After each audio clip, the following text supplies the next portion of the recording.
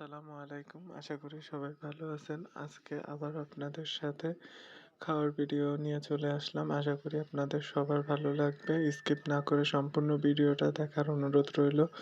আজকেও ভর্তা ভিডিও। আশা করি আপনাদের ভালো লাগবে। এর আগে অনেকেই আমার এই ভিডিও দেখে অনেক কমেন্ট করেছেন। আপনাদের অনেক ভালো লেগেছে। এজন্য আপনাদেরকে অসংখ্য ধন্যবাদ।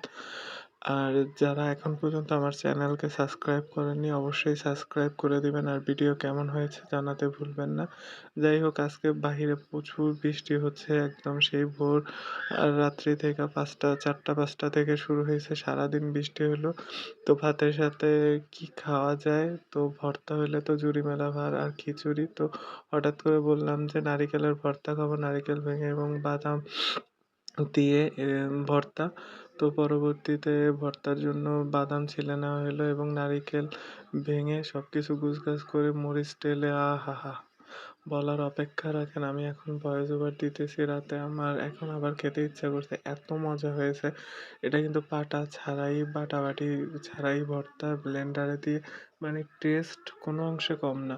আপনারা যারা বাটাবাটির ঝামেলা এড়াতে চান, ব্লেন্ডার দিয়ে হালকা একটু পানিতে ভর্তাটা করে খাওয়া যায়। খুবই মজা। আর সাথে ছিল শাক ভাজি।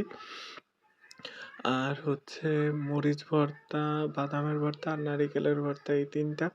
আর গরুর মাংস ছিল। তো আমি ভর্তা নিয়ে সবকিছু মেখে অল্প, অল্প করে মুখে দিয়ে নিতেছিলাম। বিশ্বাস করেন এত মজা হয়েছে যেটা আমি আপনাদেরকে না খেলে আপনারা ঠিক বুঝবেন না।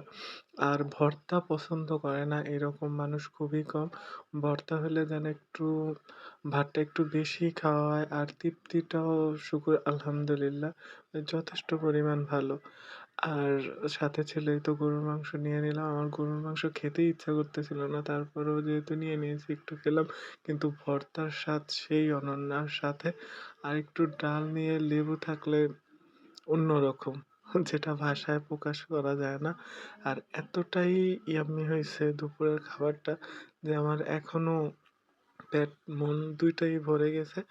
তো আজকের ভিডিও আর লং করব না। এই পর্যন্তই। সবাই ভালো থাকবেন, সুস্থ থাকবেন। আল্লাহ হাফেজ।